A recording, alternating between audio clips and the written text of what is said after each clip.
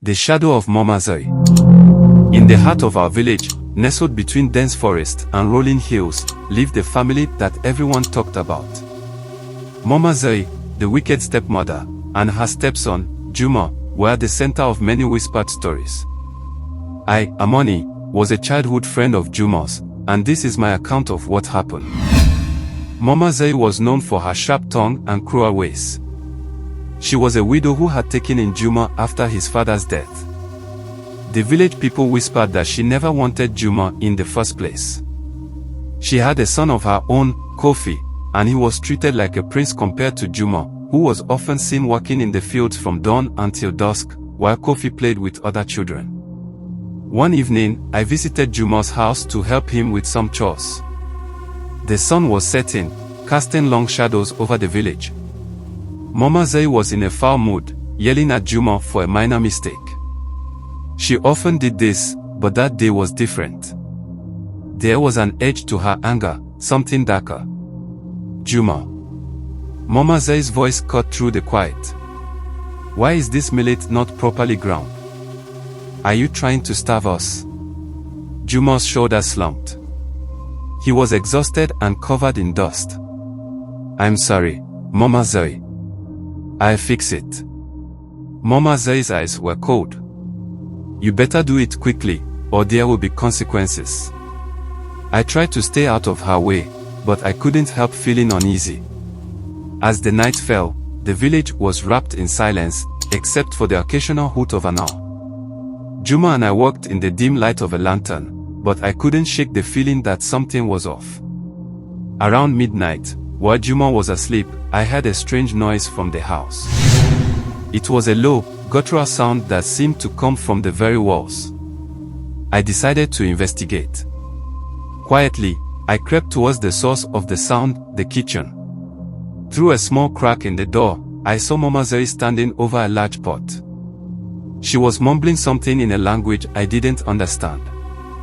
The air was heavy with a pungent smell that made my stomach turn. Her movements were jerky and unnatural, like she was possessed. I couldn't see what was inside the pot, but the shadows cast by the lantern made the scene look almost surreal. Mama Zuri's face was illuminated by the flickering light, and I saw something that chilled me to the bone. Her eyes, usually so cold and calculating, were now wild and glazed over. The air grew colder, and I felt a shiver run down my spine.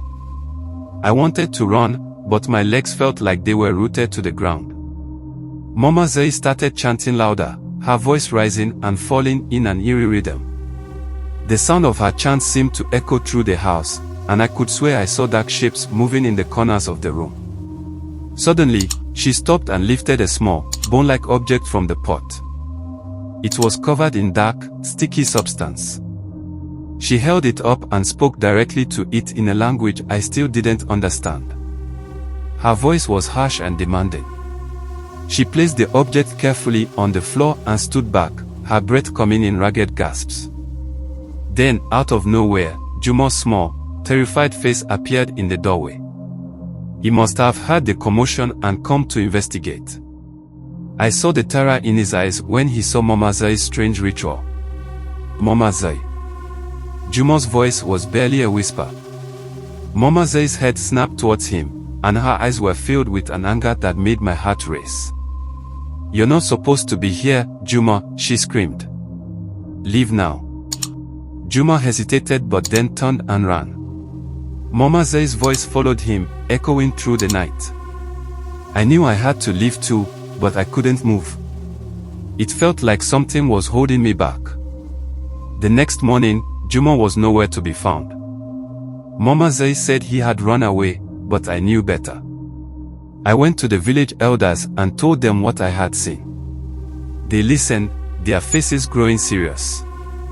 They sent out a search party, but no one found Juma. Days turned into weeks, and Juma was declared missing. Mama Zuri's behavior grew even more erratic. People avoided her, and her house became a place of whispered fears.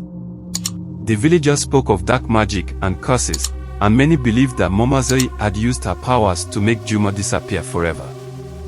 The truth of what happened that night remained a mystery, but one thing was certain, Mama Zuri was never the same. The darkness that had consumed her seemed to grow stronger, and the once vibrant house was now a place of dread. I moved away from the village soon after, unable to bear the weight of what I had seen and the loss of my friend. To this day, I can still hear the echo of Mama Zuri's chant and feel the chill of that night. I wonder if Juma is out there somewhere, or if he, too, became a part of the darkness that swallowed Mama Zuri. I hope this story serves as a warning. Some things should remain buried, and some people's darkness should never be uncovered.